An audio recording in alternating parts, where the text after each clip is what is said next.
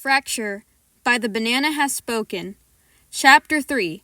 The Sunken Kingdom.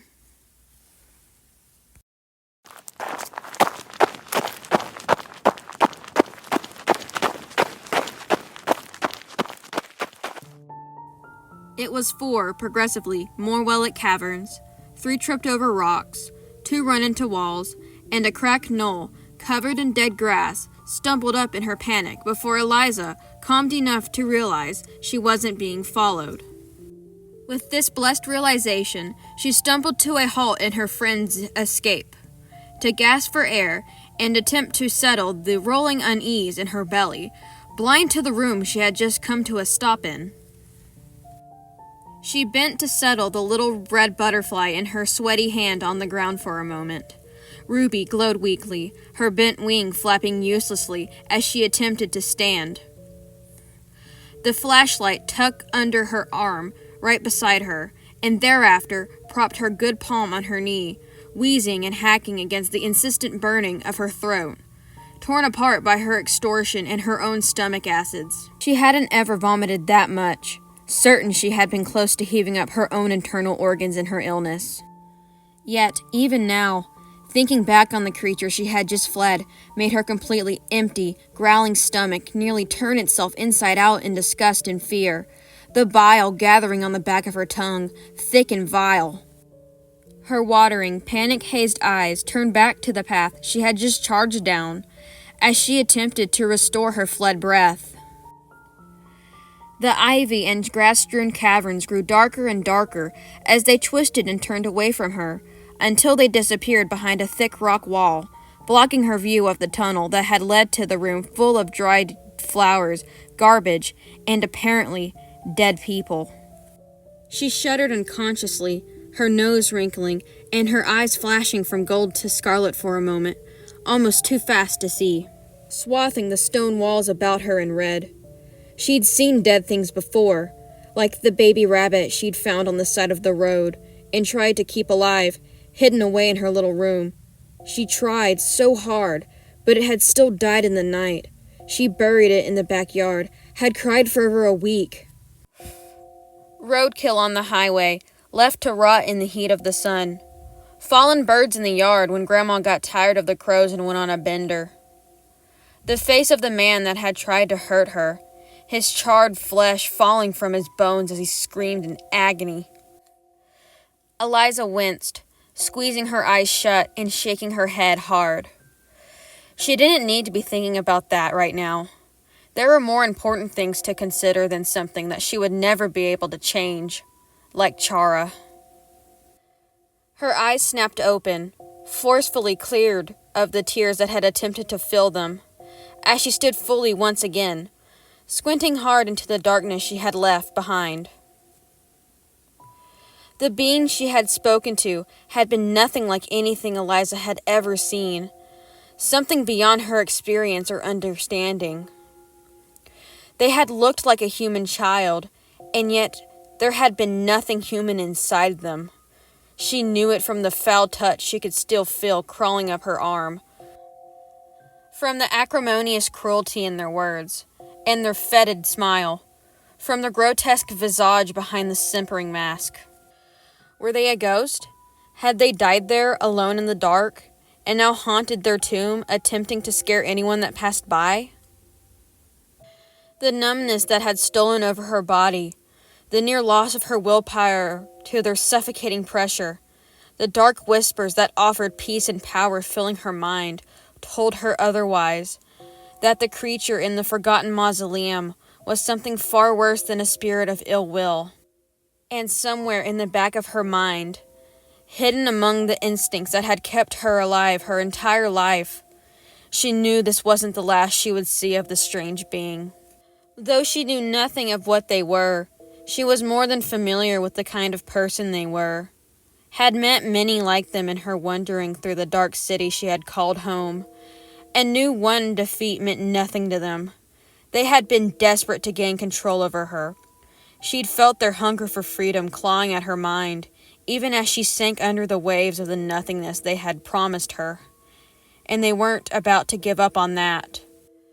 Though she knew nothing of what they were, She was more than familiar with the kind of person they were, had met many like them in her wandering through the dark city she had called home, and knew one defeat meant nothing to them. They had been desperate to gain control over her.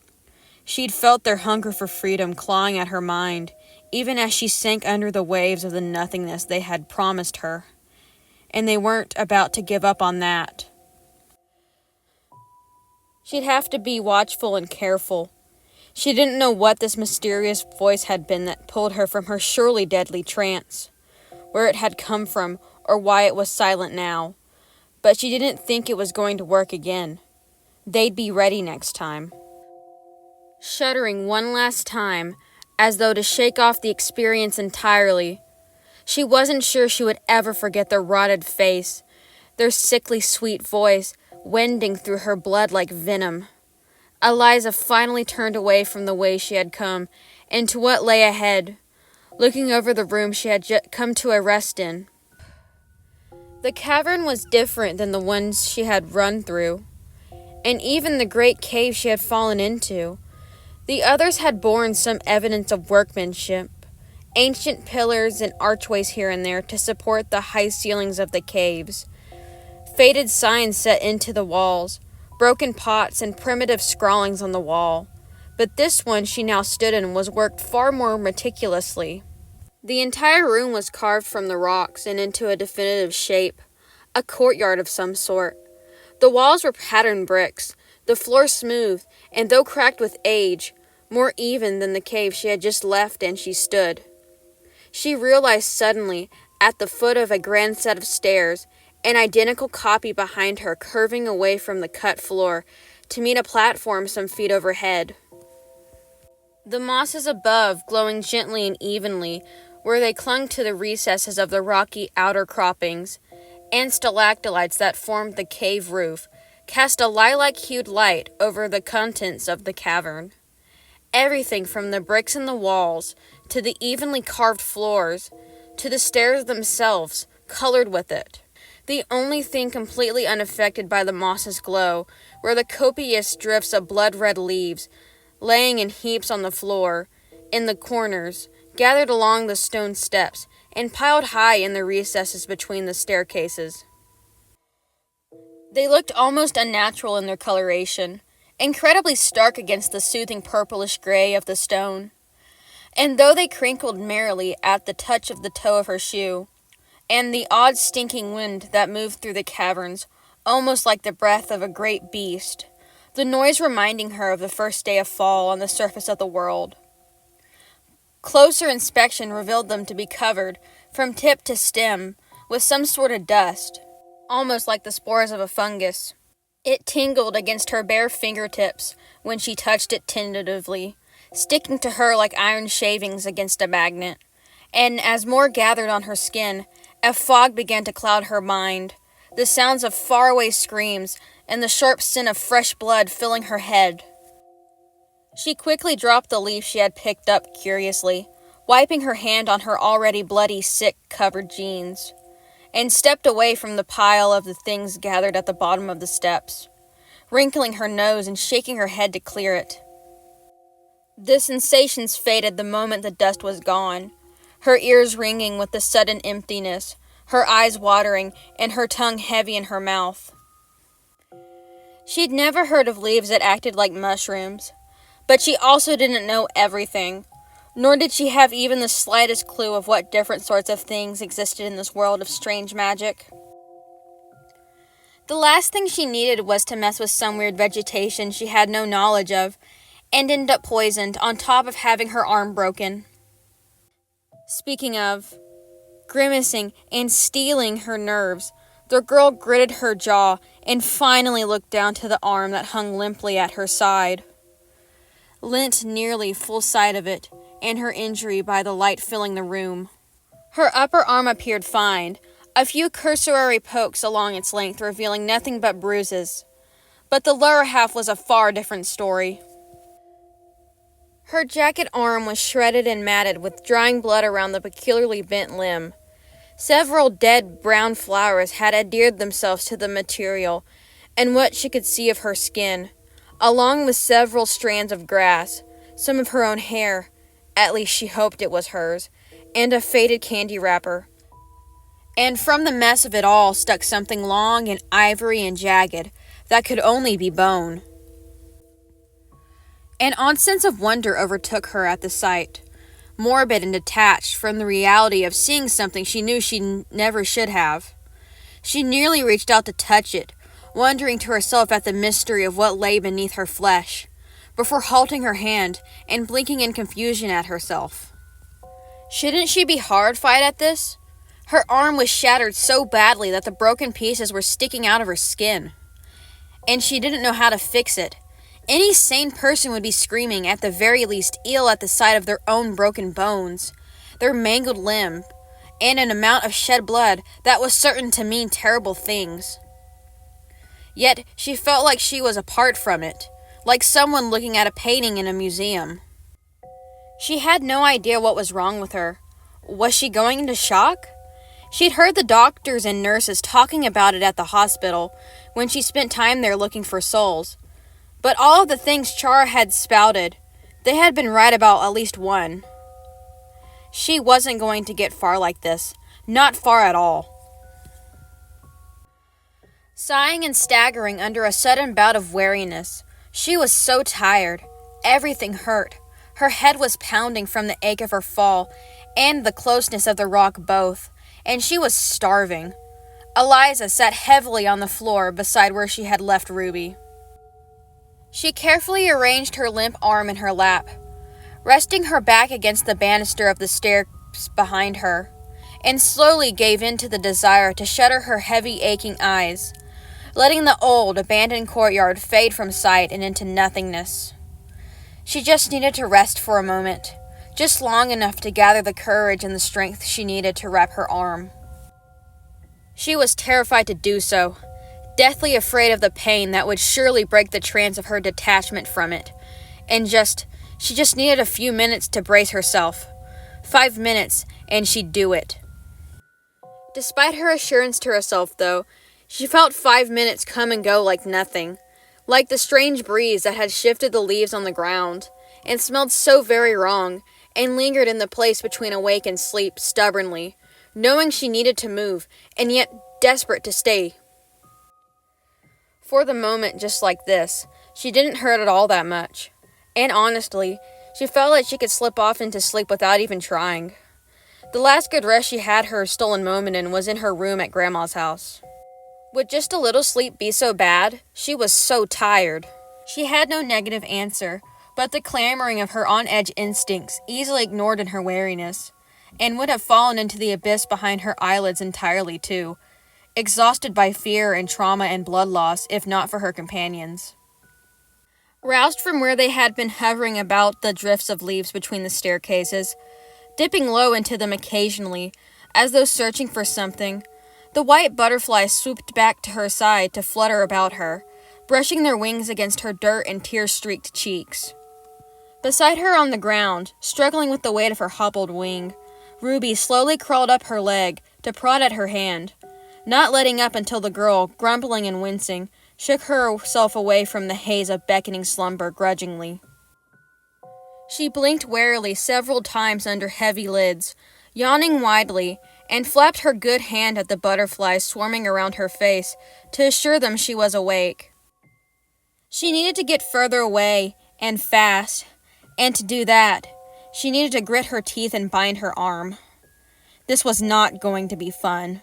Sitting up fully, shifting Ruby carefully to the top step of the stairs, and shrugging her backpack around her shoulder so she could rummage through it, Eliza spent a long, confusing moment searching for her spare t-shirt and roll of bandages she knew she'd brought before recalling, with a curl of nausea and a wash of cold dread, them falling from her hands to the ground when Chara had made themselves known. She had forgotten all about them when she had fled, thinking of nothing but escaping their influence, and she couldn't go back, not knowing what awaited her there. Crap, what was she supposed to do now? She couldn't just leave her arm like this. It would swing around and only get more hurt, causing her more pain. Maybe even get caught on something, getting her stuck when she needed to escape. There was her sleeping bag, of course, but the material was unwieldy, and it would utterly destroy the thing to try to cut bandages in a sling from it. She supposed she could cut up some of the clothes she was wearing. Her jacket was pretty useless now with all the tears in it. Plus, she was actually starting to get a little warm. It was fairly humid and temperature in the caves. Maybe she wouldn't need it at all. And she didn't really need the bottom parts of her jeans. Better than nothing, and as a cursory glance thrown around the courtyard, she sat and told herself there was really nothing else to be had. So with a grim set to her paling jaw and shaking hands, she dug her only real tool, her Swiss Army knife, from her pack, and set to work, hacking one-handed at the hems of her jeans. Thank the God she was ambidextrous. To peel them away and shred them into long workable strips of denim. She was left with mid-calf length, very uneven-looking pant legs, and some surprisingly strong makeshift bandages in the wake of her toils, and wasn't even totally displeased with the way her jeans looked. Capris weren't terrible after all. The larger issue was going to be getting her jacket off from around her injury. The exposed bone jutted rather inconveniently through the very middle of one of the arms, and she wasn't sure she'd be able to stretch the rest of the arm over it, which meant awkwardly attempting to cut all the way along its length with her good hand. She was left sweating and panting with both extortion and pain from how often she had to jostle the injury to get the jacket cut off around it. Her fingers and arms cut in several places when the awkwardness of the blade's angle caught at her skin. Eventually, though, the deed was done, left with a one-armed, terribly stained coat, the shredded, blood-covered remains of the removed arm, and the full reality of her injury, far worse than it had looked, lost among the material of her jacket. A total of 3 bone shards extended from the mangled, broken skin. The longest and thickest connected to her limp, slightly bluish hand, and streaming with a steady trickle of dark red blood. And Eliza paled further at the thought of attempting to straighten any of them with the simple biting she had, if any of them could be bound at all. She didn't know anything about the exact science of mending broken limbs, much less the approximate guesstimation of it. But she had a bad feeling that this was something that not even her healing abilities could completely cure. A feeling that was slowly but surely draining the hope from her heart. Frustration and despair were quickly welling inside her, in the absence of both her dogged certainty and her blood. And she let out a quiet, choked sob that echoed emptily around the stone courtyard, unable to hold it back any longer. Was she going to die here? Before she had accomplished a single thing? Bleeding out from a wound she hadn't been prepared for? Forgotten and rested at her side while she surveyed the shattered limb, her uninjured hand tingled as something crawled over it, and she was only kept from shrieking and accidentally throwing Ruby across the room by her long acquaintance with the insect. She looked as worried as a butterfly possibly could, her antennae drooping and her wings dim, but the bare touch and her presence at her side gave Eliza the moral boost it always had. A surge of restored confidence rushing through her to bolster her flagging soul. She still felt weak. She still felt incredibly small and incapable and alone. Her mother had thought far too much of her. How was she going to be able to do this by herself? But she was able to smile down at the injured insect encouragingly, shifting one finger to brush her fuzzy back. Ruby flickered in response, raising her antenna, and Eliza let out a quiet chuckle, sniffling and sitting up straighter against the backdrop of the stair banister behind her. "It'll be okay. I'm a quick healer, and it could be a lot worse," she assured the butterfly and herself. She thought again of the flashlight she had left behind in Chara's room, shattered into pieces on a jagged rock, and how it could have easily been her head instead. She dragged her makeshift healing items closer. It was going to be extremely difficult to do this one-handed, but there was nothing else for it. And after carefully unsnapping her prized bracelet from her limp wrist, to stow safely in her pocket, with a churning stomach and a gritted jaw, she finally touched the spears of bone extending from her skin.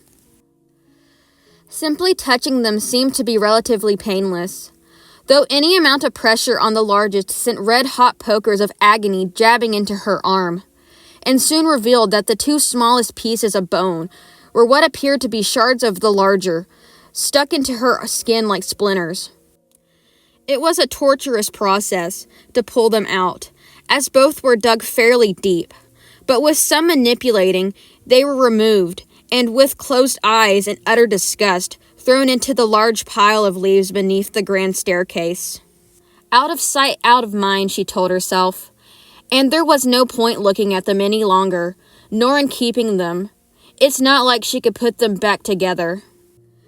Around the remaining bone, protruding horrendously above the gaping torn flesh that lined the inside of her arm, she carefully wrapped the cleanest section of her butcher jacket arm, in hope that it would keep the bleeding to a minimum, and spare her arm from any more injury from how tight she was going to have to wrap the bandages. At the very least, the bindings could act as some sort of, what had the word been? Tourniquet? Something to help stop bleeding from large wounds.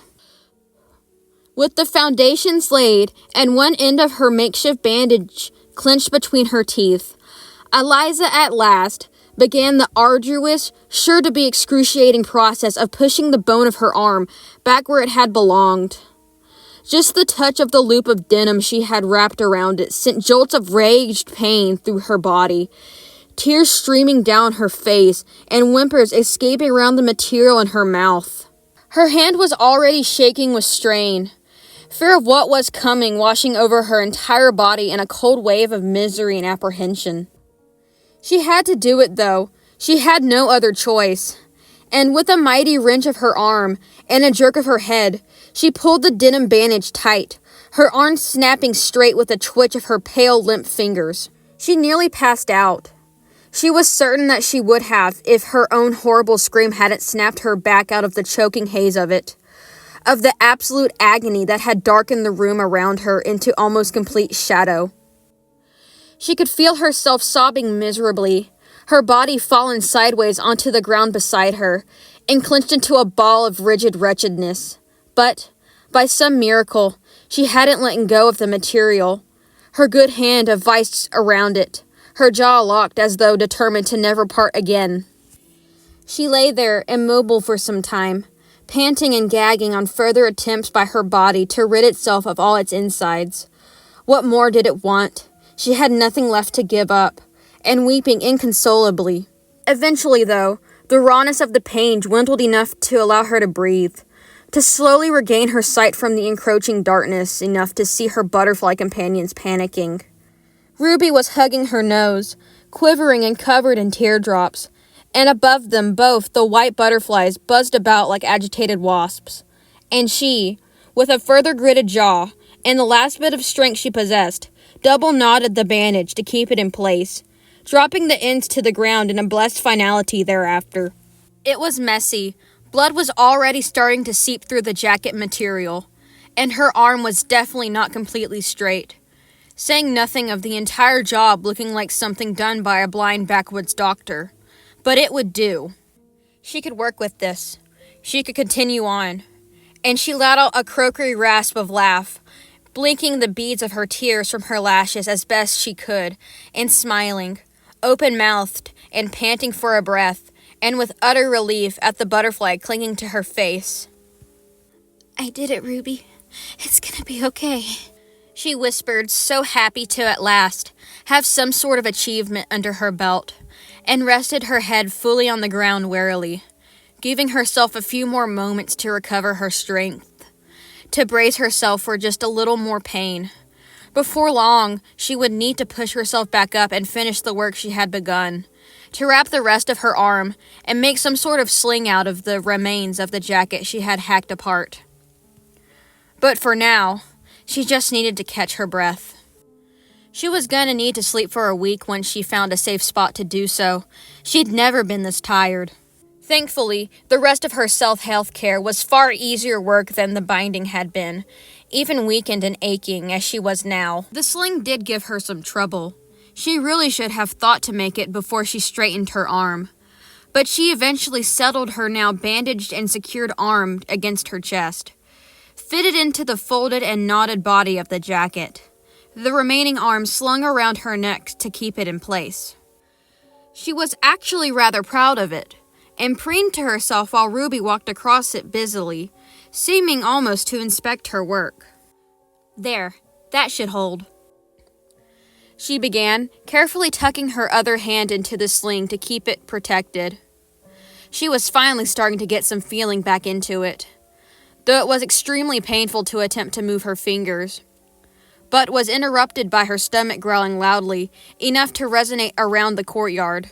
She'd forgotten almost completely about her hunger with the work she had needed to do on herself, and in the wake of it, it had come roaring back with almost a will of its own. She began reaching for her pack almost unconsciously, her mind set on the boxes of granola and energy bars she had stashed at the bottom, before she stopped herself, furrowing her sweat-streaked brows and shaking her head. She couldn't eat again already, not until she had gotten her bearings and made a little progress.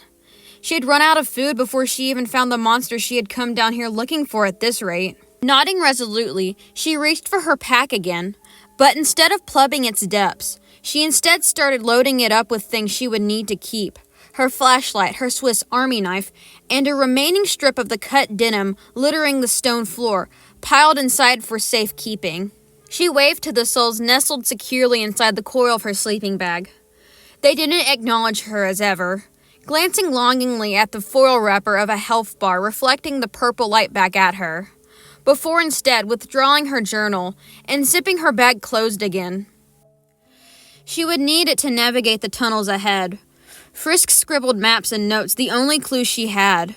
Some made no sense, like "don't pick on Luke's," "only 3 out of 4 rocks like to be pushed," and "compliment Blukey's hat." But most were very informative, and were still very neat in comparison to some of the later ones.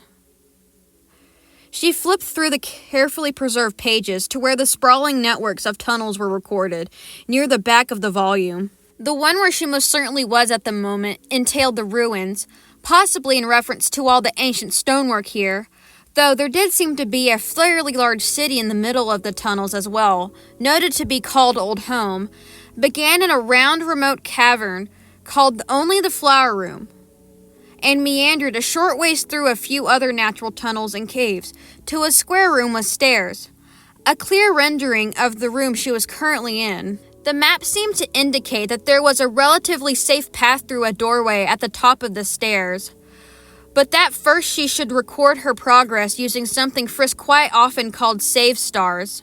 If such a thing had really existed, though not just some whim of her more and more degraded mind, or a faucet of the woman's own magic Eliza didn't possess, it wasn't there anymore. The place it was supposed to be was now completely occupied by those disconcerting dusty red leaves. And if it was in there somewhere, she wasn't about to brave their depths to dig it out. She'd get covered in the dust that was all over them if she did. She was sure of it, unaided in extra protection from it by the short sleeves of her pink and white striped polo. And she was fairly certain she'd had enough odd visions filling her head, and strange substances on her skin for one day, and she'd spent enough time here as it was. She needed to get moving before she started putting down roots. She chuckled wryly to herself at her own joke, carefully slinging her pack back onto her back, and heaving herself unsteadily to her feet, grasping desperately at the banister behind her for stability as she rose with a series of pained gasps and stiff groans. The floor had been much harder than she'd noticed while laying on it for so long. In time, and with great strain, she was standing again, and stuffing the thick book of notes and maps and sketches of skeleton monsters under her good arm for a moment, patted her pant pocket to make double sure the bracelet she had stowed away was still there.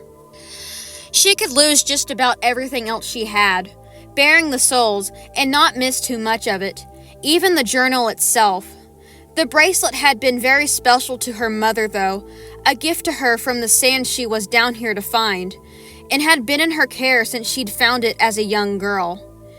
It was surely a little crusty right now, considering everything they had both gone through, but she'd wash it as soon as she was able.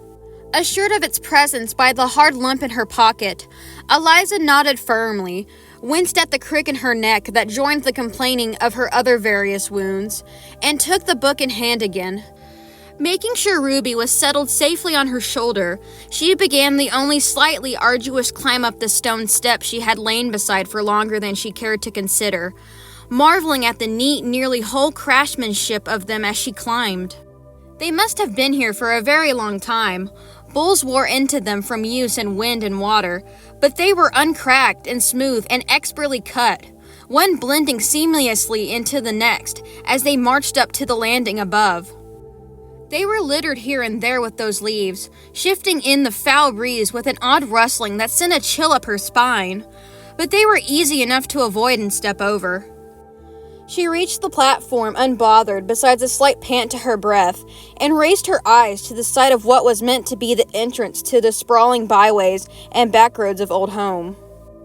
The doorway Frisk had written of, and the windows flanking it, though, were not how she had described them.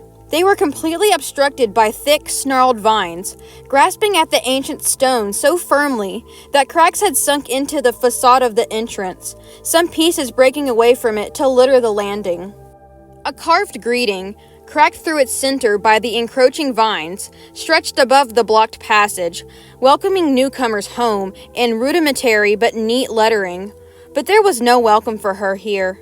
The vines seemed almost purposefully impenetrable, lined with wicked barbs and oozing here and there with sickly black slime, as though they had grown in this place specifically as grotesquely as possible to keep intruders at bay. A curiosity likely never to be assuaged, and one Eliza honestly didn't have time to ponder. She now had to face the reality that her planned route, the same one her mother had taken on her journey, was completely inaccessible to her. The vines, a sort she knew perfectly well she wasn't going to be able to cut through with her tiny little knife, or pull apart with her one good hand. A note of panic rang through her mind, wondering if she was now trapped here with no hope of escape. She couldn't exactly climb back out the way she'd come, but she tamped it out before it could take hold, looking instead back to the book still open in her hands, the many paths through the tunnels and halls and caverns, winding across the paper like snakes. There had to be another way. It would be foolish for the monsters to potentially trap themselves outside their city in the case of a cave-in. There must be another tunnel somewhere along the path she had run blindly in her panic. She must have missed something, though her cursory look around the map wasn't exactly encouraging. She couldn't seem to spot anything along the way she had come, though it was of course possible Frisk had never gone that way, or had simply forgotten to include it in her dementia. Something in her wanted to believe the latter, that all hope wasn't lost, and that her toils thus far hadn't all been for naught. And Ruby seemed to be much of the same mind, crawling down from her shoulder to tap at the way she had come, the drawing smudged in such a way that it may very well conceal another path. It could be nothing, a vain hope at best, and a fool's errand at worst. But it was worth trying, and with a new resolution in mind, Eliza turned back to descend the staircase, wincing and furrowing her brows with each step as the motion jolted her arm.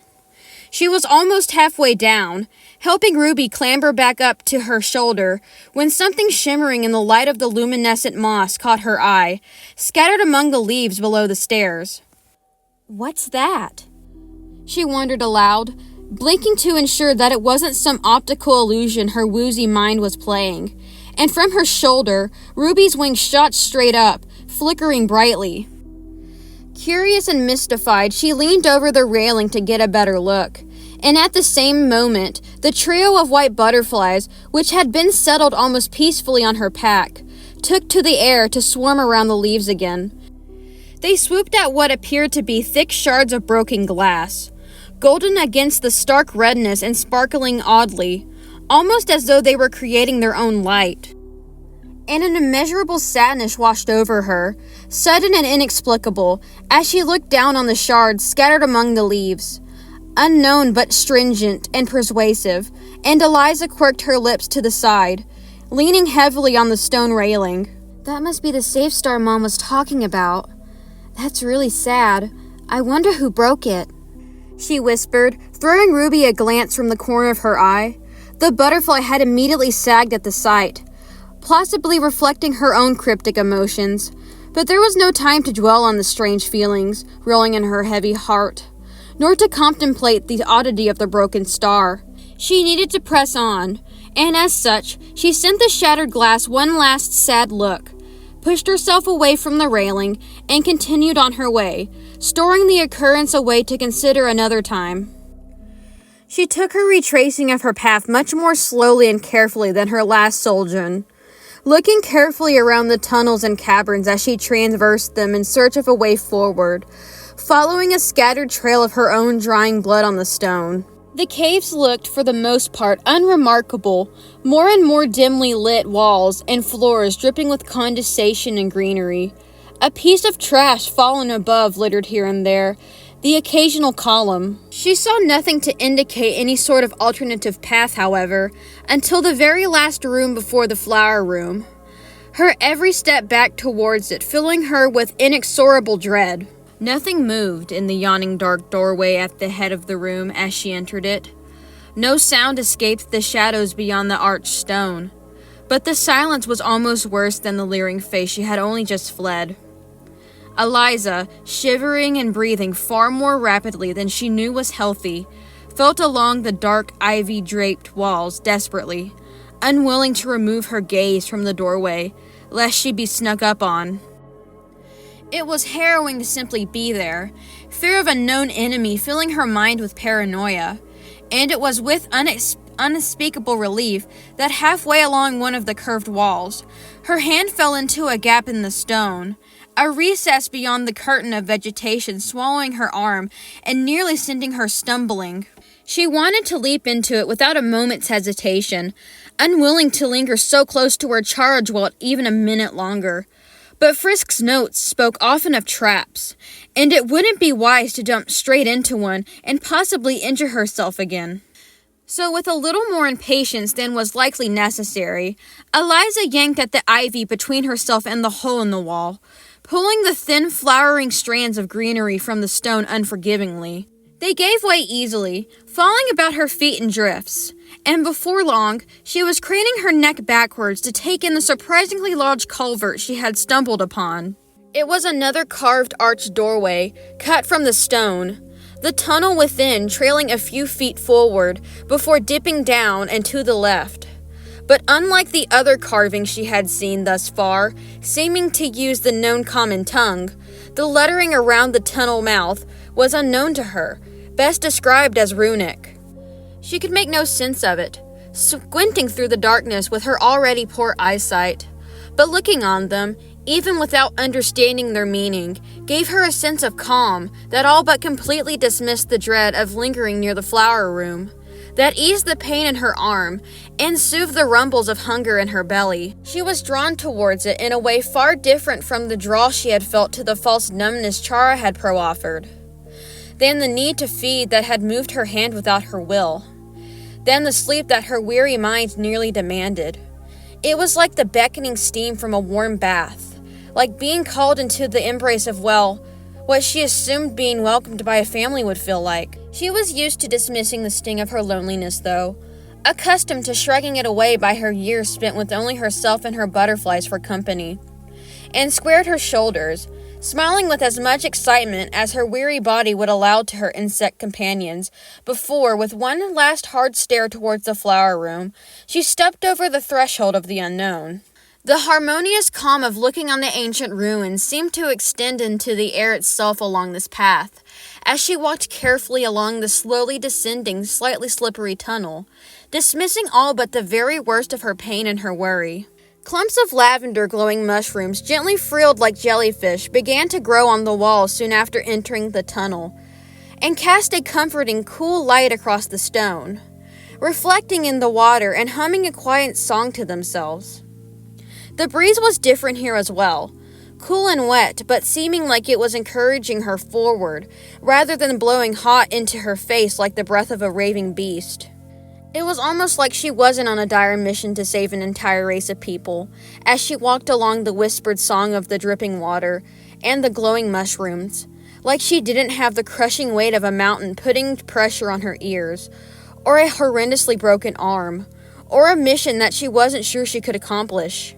For the first time that she could honestly recall, she actually felt at ease, almost peaceful, and Eliza, allowing herself a small smile, hugged her mother's journal to her chest, simply sighing and taking in the reprieve.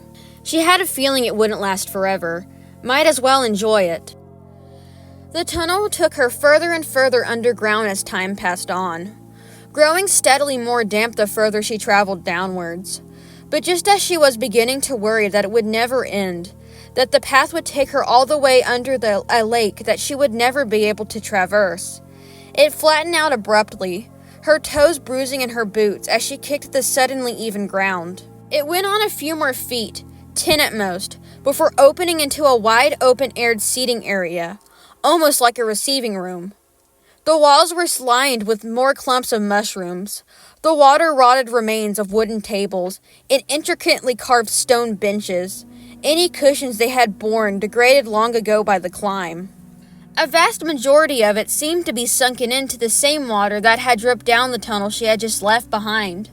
The large lake swallowing up all but the highest buildings, and the series of platforms that climbed down from the seating area she stood in.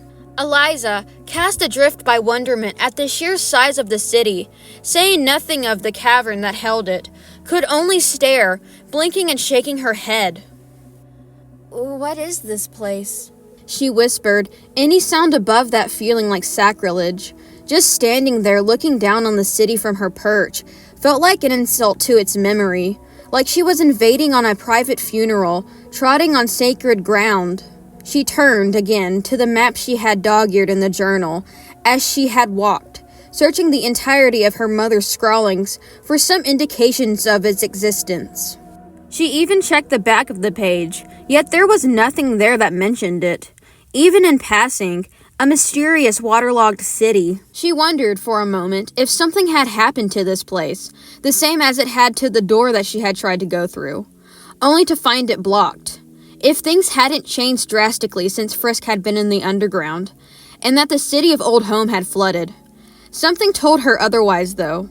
She'd heard it was very easy to lose your bearings and directions in caves, but if anything, she felt she had a better grasp of where she was than when she had been wandering the woods above. And she knew, somehow, that the direction she had traveled, along with the depth she had descended to, ruled out the possibility of this city being the same one on the map. So it was a new place, somewhere she had no help whatsoever available in navigating, but she somehow didn't feel too worried. She'd been in worse situations, certainly, and it wasn't like it was a terrible place to be. She felt unwelcome, as though she had stepped into an incredibly well-preserved tomb. The buildings below, even mostly submerged, were 201, as far as she could see in the gathering darkness, intact curiously so in fact, and looked as though families could still live in them, if they desired and could breathe underwater. But she had enough light to go on, granted by the quietly humming mushrooms.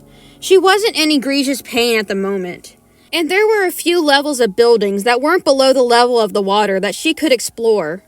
She couldn't ask for too much more than that, shifting her pack on her back to stabilize it, and made her way to a set of stairs that led down from this landing of the seating area. They led her down to a stone brick terrace, lined with the remains of once carefully tended potted bushes, tall, mostly dark street lamps, and crowned with a towering statue of she wasn't sure what to call it. It looked like an armadillo, with a big flat tail, wearing a wizard robe, and holding aloft a roll of parchment. Was this one of the monsters? The journal had said monsters came in all shapes and sizes, some familiar and some not, but that all possessed magic and bore souls filled with kindness and love, powered by hope and capable of great things. It was certainly a strange thing to see a creature so often wandering wild in the woods, standing on its hind legs and wearing clothes, but its face, or what she could see of it from far below, was incredibly wise and bore a pleased smile, its eyes, even cast in stone, bearing witness to an intelligence that a mindless beast, as Chara had claimed monsters were, would not have. She had read many times of the fondness Frisk held for monster kind, but this was the first time she could honestly claim to feel the same sort of affinity for them. They really were just another kind of people, even if they looked different. Pleased with the discovery, Eliza patted the large dais the statue rested on, attempting to read the runes inscribed along the bottom. It still made no sense, damn. Before walking around its base to look further down into the flooded city, a double set of stairs curving down from the terrace into what appeared to be about waist-high water. A no-go from there. She didn't want to have to try to ford the water if she didn't have to, and turned back to choose a different line of attack. Eyes sweeping over the rows of buildings cut straight into the cavern walls as she attempted to pick one to begin her searching, before her gaze was seized by a familiar sight glittering in the near darkness at the end of one of the unsubmerged pathways. Golden light, out of place among the violet cast of the fungi spread over the walls of the cave, sparkled daintily across the stone, almost seeming to beckon her towards it playfully. Eliza let out a tiny gasp, her eyes flying wide and glittering a bright blue, before she all but ran back around the statue and along the brick-paved streets along the terrace edge, following the overlook railing to the end of the walkway.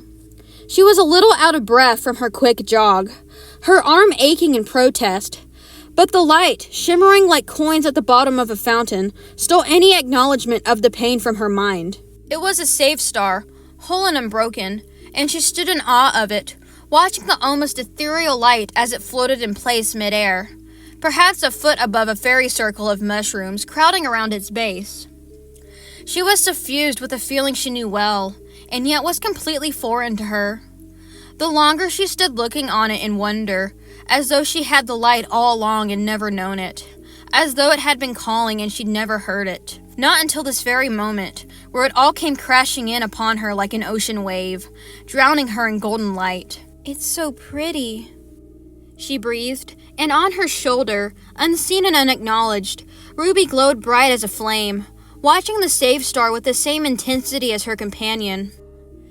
It felt powerful, it felt hopeful, and it felt right, and it called to her. She felt it tug at the soul in her chest with the gentlest of hands, singing a sweet harmony with the hum of the mushrooms, and the lap of water below, and the sweet breath of the breeze that ruffled her lank, dirty hair. It was a call she couldn't have resisted if she tried, as golden as the star's luminescence and promising to restore her in every way, both body and soul. She didn't know what it meant, what the light was, or what it intended for her, but her hand reached out to hold it in its palm before she could even think, sinking her fingers into the radiance with a desperate need. And it was everything and nothing at once. It was warm like a thick blanket and hot soup, and confidence made into light. She could feel that something within the light, that nameless thing always at the edge of her mind, that pushed her forward and told her that all would be well. She could feel it trying desperately to take hold and take away all of her doubts and her fears, to fill her with its light and courage to do what was needed to be done. But it couldn't quite reach, something in her simply beyond its grasp. It sighed, that something that hid in the golden light, and drew back, and as it did, it whispered, "Not enough, not enough." It was a terrible feeling to be rejected by the light, to feel it withdraw and dim almost in disappointment, and Eliza pulled her hand back as her senses returned to her, rubbing her tingling fingers and frowning at the glittering star, a little offended. She had no idea what she had just been denied, what sort of power the light held that she wasn't allowed. But it had felt important, and a sinking feeling of wretched helplessness threatened the momentary surge of confidence she had been granted. She shook it away impatiently, though, angrily blinking a mist of slighted tears from her sight, and turned her back on the star. She didn't need its magic. She had her own, and she could find her own way, hard as it was. She snorted errantly, setting her jaw and pushing away the sting of rejection. It was familiar, far too familiar. Would she ever be enough? And looked busily about the silent, empty buildings, forcing herself to think of other ways to descend on her path. Ruby tickled at her ear as she did, trying to get her attention, but she was in no mood for interaction nor comfort. still trembling with the light's offer of power and its subsequent withdrawal of it, and made no move to answer the butterfly on her shoulder, shaking her head and clenching her lips hard enough to flush them white. She'd find out what her companion wanted in a second. She just needed a moment. Ruby would not be ignored, though.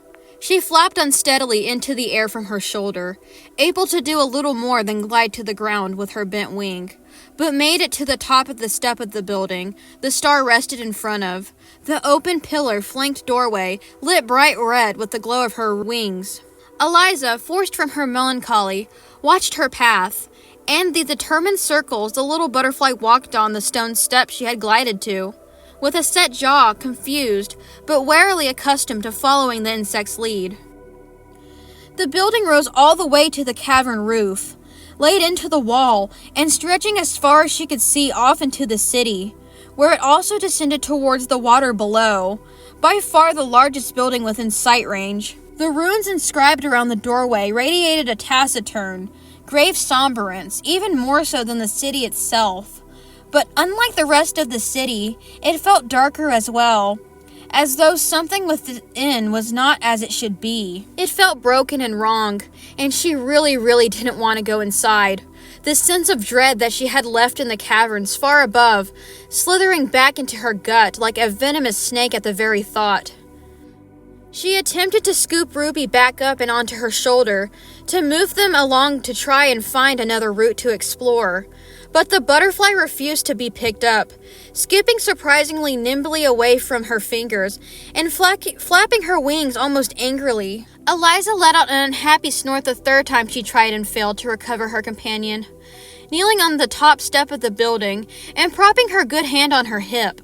"Ruby, stop it. I don't want to go in there. It doesn't feel right," she snapped, holding out her hand demandingly and hoped that her companion would finally acquiesce. But the butterfly ignored her, walking herself fully into the building and perching herself there beyond easy reach. As such, Eliza stood herself back up from the ground, her neck twinging uncomfortably as she did.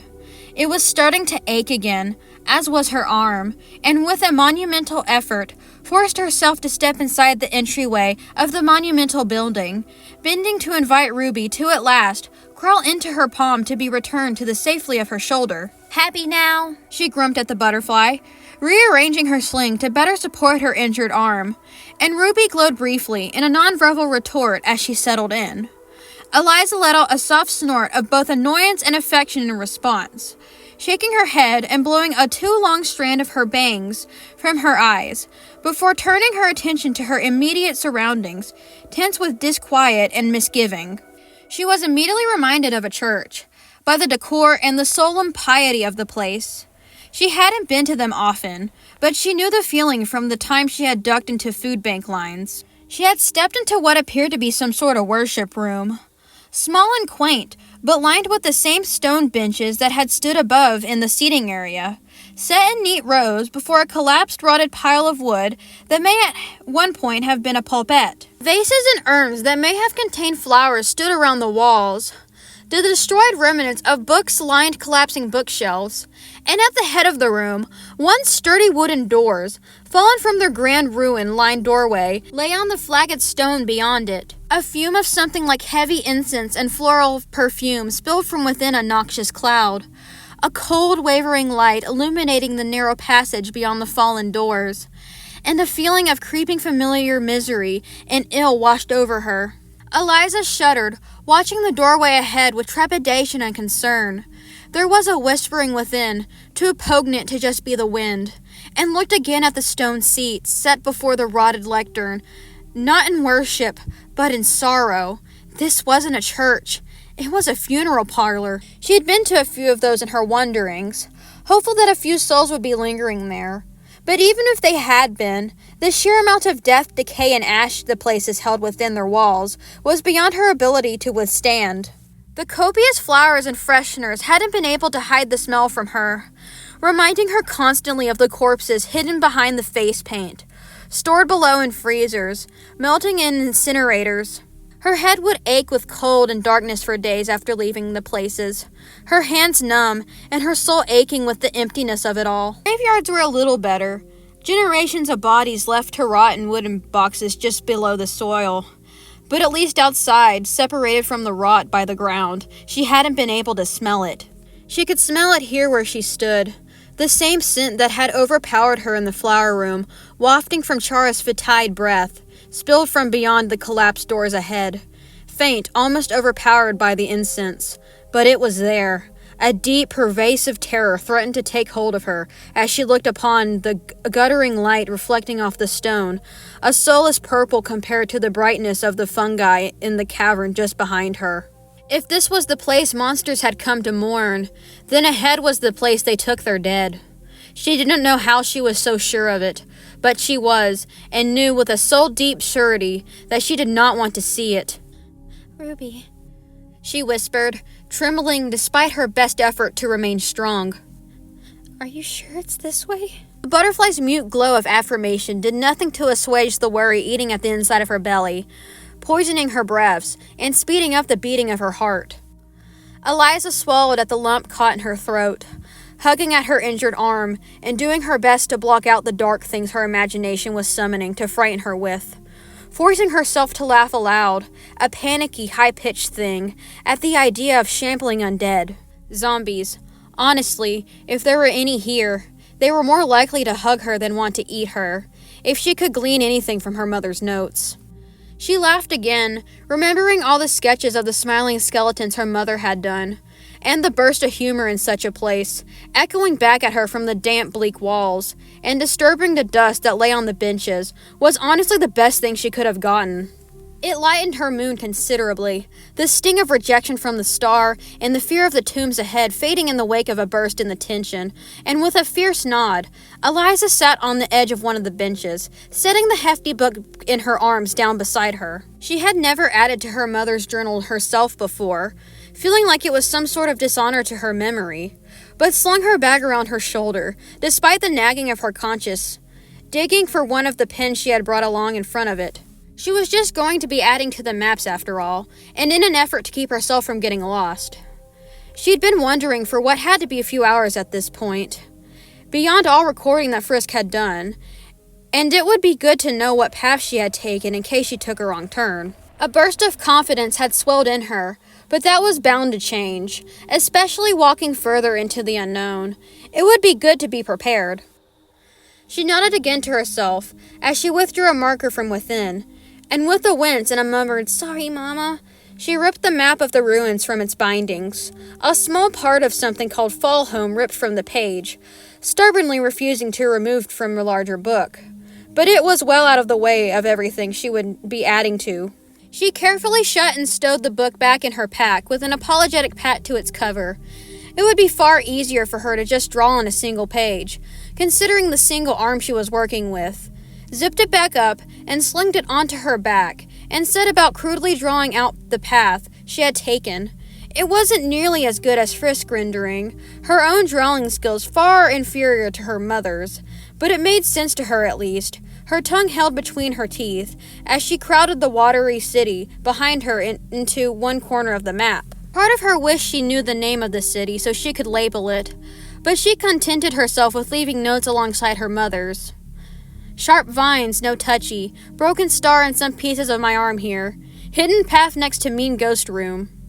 And with sketching out the beginning of the path she was about to head down, Ruby seemed to nod along from her shoulder, clearly approving of the tactic, and before too long she was done, reaching up to slide the marker behind her ear and clutching the folded piece of paper in her good hand as she stood from the bench, looking on the path ahead, flickering with ghostly light and promising nothing but unease. Eliza firmed her jaw, rearranging her arm in its sling, and routed the stone benches with purpose, wrinkling her nose against the smell, but set on her destination. She had gained nothing by cowering in the little lost city, mutably peaceful as it was. She had come here with a purpose, and this was, according to her nearly infallible guide, the way forward. What had the guy on Grandma's TV show said? It was time to gut up or shut up. And so she went.